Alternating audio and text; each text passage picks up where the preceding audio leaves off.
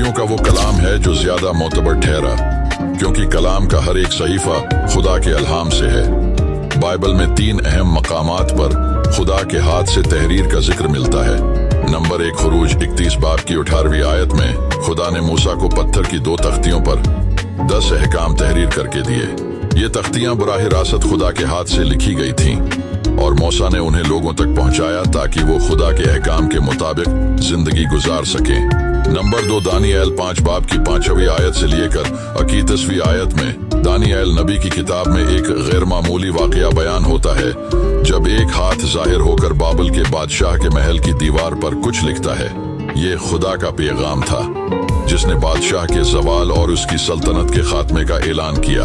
Number 3, यूहन्ना की इंजील 8वें बाब की 6ठी आयत में यसु मसीह का एक वाकया मज़कूर है, जब वो एक औरत पर इल्जामात के दौरान जमीन पर कुछ लिखते हैं। अगरचा इस तहरीर का मवाद नहीं बताया गया, लेकिन ये अमल मसीह की हिकमत और रहम का मजहर है। बाइबल दुनिया की पहली किताब है जिसका तर्जुमा एक जबान से दूसरी जबान में किया गया। पुराना अहदनामा अबरानी जबान में और नया अहदनामा यूनानी जबान में तहरीर हुआ।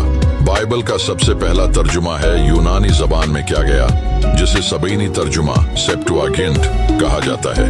वक्त के साथ बाइबल का तर्जुमा दुनिया की तकरीबन हर जबान में किया जाने लगा, ताकि हर कौम और कबीला खुदा के कलाम से रोशनास हो सके। बाइबल दुनिया की पहली किताब है जिसे प्रिंटिंग प्रेस पर छापा गया। योहान्स गुटेनबर्ग ने 1455 में प्रिंटिंग प्रेस के जरिए बाइबल की इशाअत का आगाज किया, जिसने इल्म और आगाही के फैलाव में इनकलाब बर्पा कर दिया।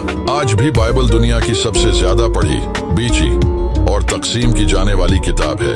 चीन में बाइबल की इशाअत सबसे ज्यादा होती है, अगरचे वहाँ बाइबल रखने पर पाबंदियां हैं। लोग खफिया तौर पर बाइबल रखते हैं और पढ़ते हैं, क्योंकि मसीही अकीदे में उस किताब का मुतालिया और उस पर अमल बासे बरकत है। बाइबल के मुताले और उस पर अमल को बाइबल में मुबारक करार दिया गया है।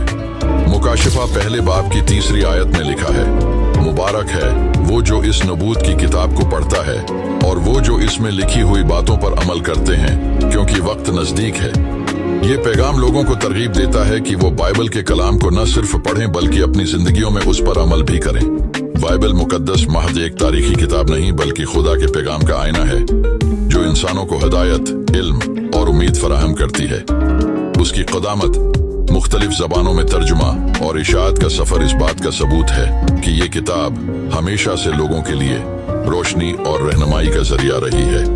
दुनिया भर में बाइबल की तकसीम और मुताले का अमल इस बात का अक्स है कि ये किताब आज भी इंसानों की जिंदगियों को तब्दील करती है। इस वीडियो के वसीला से खुदा आपको बरकत दे और हमें अपनी दुआओं में याद रखिएगा। God bless you.